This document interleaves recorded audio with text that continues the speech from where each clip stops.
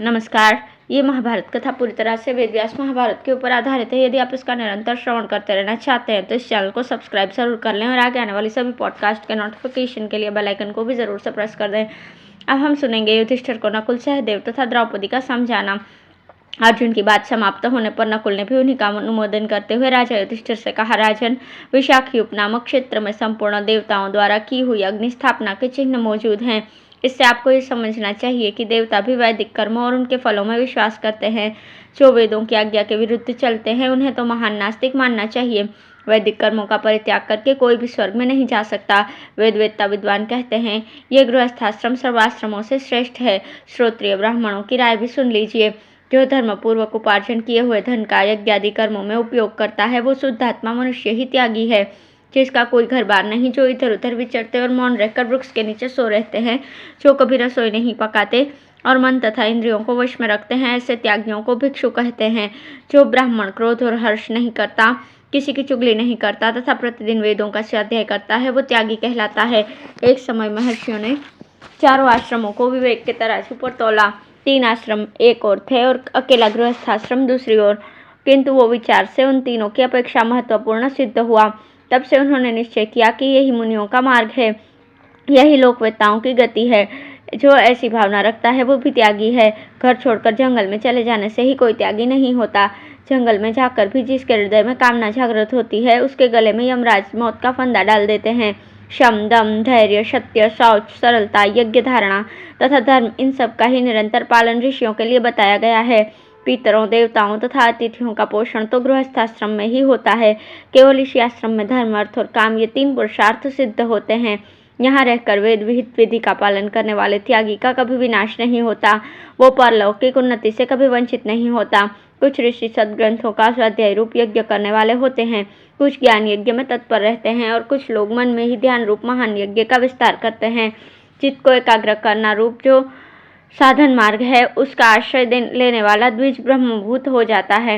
देवता भी उसके दर्शन के लिए उत्सुक रहते हैं। जिस पर कुटुंब का भार हो उस राजा के लिए गृह त्याग का विधान नहीं देखने में आता। उसे तो राजसूय, अश्वमेध, सर्वमेध या और कोई भी शास्त्रीय यज्ञ करके उसमें धन का दान करना चाहिए। राजा के प्रमाद से लुटेरे प्रबल होकर प्रजा को लूटने लगते हैं। उस अवस्था में यदि राजा ने प्रजा को शरण नहीं दी तो उसे कलयुग का मूर्तिमान स्वरूप ही समझना चाहिए। जो दान नहीं देते, शरणागतों की रक्षा नहीं करते, वे राजा पाप के भागी होते हैं। उन्हें दुखी दुख भोगना पड़ता है, सुख तो कभी नसीब नहीं होता। भीतर और बाहर जो कुछ भी मन को फंसाने वाली चीजें हैं उन्हें छोड़ने से मनुष्य त्यागी बनता है। सिर्फ घर छोड़ देने से त्याग की सिद्धि नहीं होती। जो शास्त्रीय विधान में सदा लगा रहता है उसकी कभी हानि नहीं होती। महाराज, पूर्ववर्ती राजाओं ने जिसका सेवन किया है उस स्वधर्म में स्थित रहकर शत्रुओं पर विजय पाने के पश्चात भला आपके सिवा दूसरा कौन शोक करेगा। तदंतर सहदेव ने कहा, भारत, केवल बाहर के पदार्थों का त्याग करने से सिद्धि नहीं मिलती। शरीर से संबंध रखने वाली वस्तुओं को छोड़ देने से भी सिद्धि मिलती है या नहीं, इसमें संदेह है। बाहरी पदार्थों का त्याग करके दैहिक सुख भोगों में आसक्त रहने वाले को जो धर्म या सुख प्राप्त होता है वो तो हमारे शत्रुओं को हो, किंतु दैहिक स्वार्थ में आने वाली वस्तुओं की ममता छोड़कर अनासक्त भाव से पृथ्वी का राज्य शासन करने वाले को जिस धर्म अथवा सुख की प्राप्ति होती है वो हमारे हितैषी मित्रों को मिले। 2 अक्षरों का मम, यह मेरा है, ऐसा भाव मृत्यु है, और 3 अक्षरों का नमम, यह मेरा नहीं है, ऐसा भाव अमृत सनातन ब्रह्म है। महाराज, यदि जीव नित्य है, इसका अविनाशी होना निश्चित है, तो प्राणियों के शरीर का वध करने मात्र से वास्तव में उनकी हिंसा नहीं होगी। इसके विपरीत यदि शरीर के साथ ही जीव की उत्पत्ति तथा उसके नष्ट होने के साथ ही जीव का भी नाश माना जाए तब तो सारा वैदिक कर्म मार्ग ही व्यर्थ सिद्ध होगा। इसलिए विज्ञ पुरुष को एकांत में रहने का विचार छोड़कर पूर्व पुरुषों ने जिस मार्ग का सेवन किया है उसी का आश्रय लेना चाहिए। राजन, वन में रहकर वहाँ के फल फूलों से जीविका चलाता हुआ भी जो द्रव्यों में ममता रखता है वो मौत के मुख में ही है। प्राणियों का बाह्य स्वरूप कुछ और होता है और आंतरिक स्वरूप कुछ और। आप उस पर गौर कीजिए। जो सबके भीतर विराजमान आत्मा को देखते हैं वे ही महान भय से छुटकारा पाते हैं। आप मेरे पिता, माता, भाई तथा गुरु सब कुछ हैं। मैं आर्त हूँ, इसलिए दुख में न जाने का क्या क्या प्रलाप कर गया हूँ, आप उसे क्षमा करें। मैंने झूठा सच्चा जो कुछ भी कहा है वो आपके चरणों में भक्ति होने के कारण ही कहा है। वैशंपायन जी कहते हैं, इस प्रकार अपने भाइयों के मुख से वेद के सिद्धांतों को सुनकर भी जब युधिष्ठिर चुप ही रह गए तो धर्म को जानने वाली द्रौपदी उनकी ओर देखकर उन्हें मधुर वचनों से समझाती हुई कहने लगी, महाराज, आपके ये भाई आपका संकल्प सुनकर सूख गए हैं, पपीहे की तरह रट लगा रहे हैं, फिर भी आप अपनी बातों से इन्हें प्रसन्न नहीं करते। क्यों? ये सदा आपके लिए दुख ही दुख उठाते आए हैं। अब तो इन्हें उचित बातें सुनाकर आनंदित कीजिए।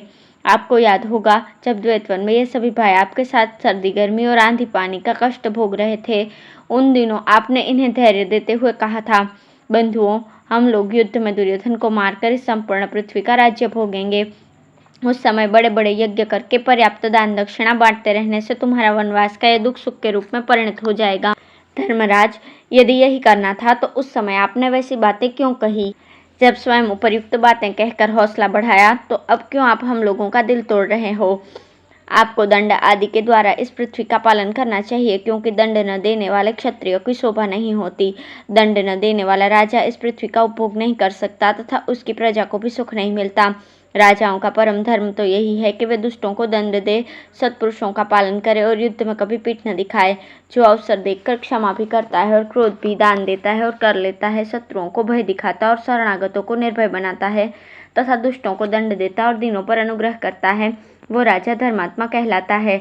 आपको ये पृथ्वी न तो शास्त्र सुनने से मिली है, न दान में, न आपने किसी को समझा बुझा कर इसे हड़प लिया है, न यज्ञ में प्राप्त किया है और न भिक्षा मांग कर पाया है। आपने तो शत्रुओं की प्रबल सेना का संहार करके इस पर विजय पाई है, इसलिए आप इस पृथ्वी का उपभोग कीजिए। महाराज, अनेकों देशों से युक्त संपूर्ण जम्बूद्वीप पर आपने कर लगाया। जम्बूद्वीप के समान ही जो मेरुगिरी के पश्चिम कौंच द्वीप है उस पर अधिकार जमाया। मेरु से पूर्व पश्चिम दिशा में कौंच द्वीप के समान ही जो शाक द्वीप है उस पर भी कर लगाया तथा मेरु से उत्तर और जो शाक द्वीप के बराबर ही भद्राश्व द्वीप है उसके ऊपर भी शासन किया है। इनके अतिरिक्त भी जो बहुत से देशों के आश्रयभूत द्वीप और अंतर्द्वीप हैं समुद्र लांग पर, उन पर भी आपने अधिकार प्राप्त किया।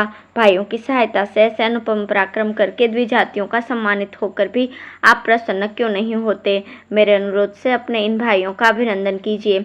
महाराज, मेरी सास कभी झूठ नहीं बोली, वे सर्वज्ञ हैं और सब कुछ उनकी दृष्टि के सामने है। उन्होंने मुझसे कहा था, पांचाल राजकुमारी, राजा युधिष्ठिर बड़े पराक्रमी हैं, ये हजारों राजाओं का संहार करके तुम्हें बड़े सुख से रखेंगे। किंतु आज आपका मोह देखकर उनकी बात भी व्यर्थ होती दिखाई देती है। जब ज्येष्ठ भाई उन्मत्त हो जाता है तो छोटे भाई भी उसी का अनुकरण करने लगते हैं। आपके उन्माद से सब पांडव भी उन्मत्त हो गए हैं। जो उन्मत्तता का काम करता है कभी उसका भला नहीं होता। उन मार्ग से चलने वालों की तो दवा करानी चाहिए। मैं ही संसार की समस्त स्त्रियों में नीच हूँ जो बेटों के मारे जाने पर भी जीवित रहना चाहती हूँ। ये सब लोग समझाने का प्रयत्न कर रहे हैं, फिर भी आप मानते नहीं। मैं सच कहती हूँ, आप संपूर्ण पृथ्वी का राज्य छोड़कर अपने लिए स्वयं विपत्ति बुला रहे हैं। राजन, आप मानधाता और अम्बरीश के समान तेजस्वी हैं। संपूर्ण प्रजा का धर्म पूर्वक पालन करते हुए पर्वत, वन तथा द्वीपों सहित इस पृथ्वी का शासन कीजिए। उदास न होइए, नाना प्रकार के यज्ञ करके ब्राह्मणों को दान दीजिए। धन्यवाद।